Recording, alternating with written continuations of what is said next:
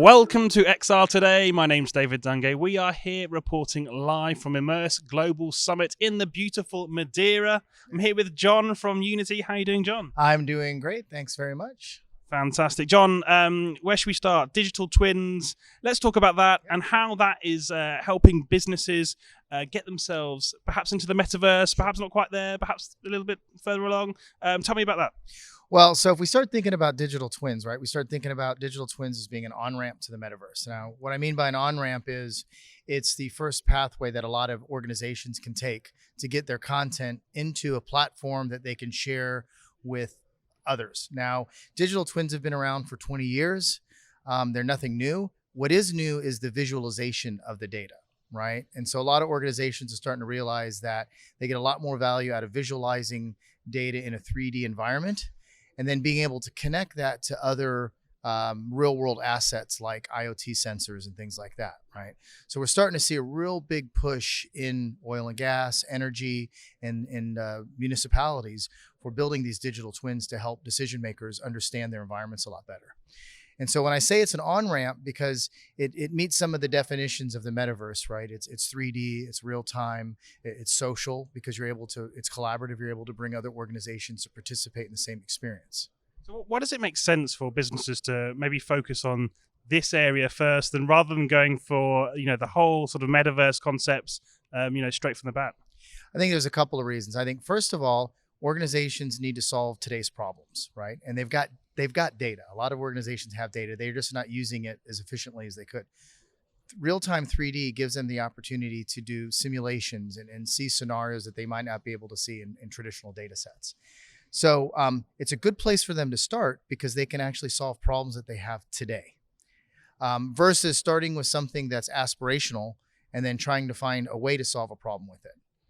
Yeah, I think that's a challenge, we have as a industry as well. We like to talk about the future, the aspirational, and we're not always focused on the here and now. But there is a lot of application for this technology today that businesses, they can solve challenges and they have now, right? Right. Yeah, and I think, we're talking about digital twins being used for operations, but also you can create replicas of assets, anything from vehicles to buildings to campuses, and use that to also train people. Now, we do know that the metaverse, another enterprise application for the metaverse is virtual training.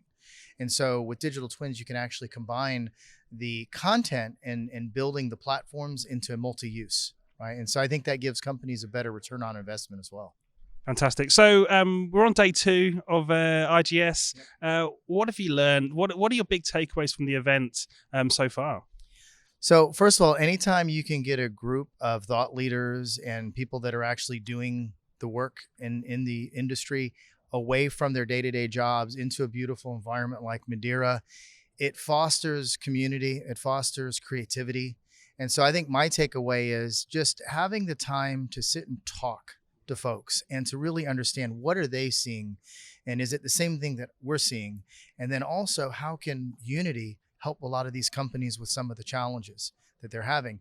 And it's very difficult to get that in either a Zoom meeting or even sometimes in an office environment.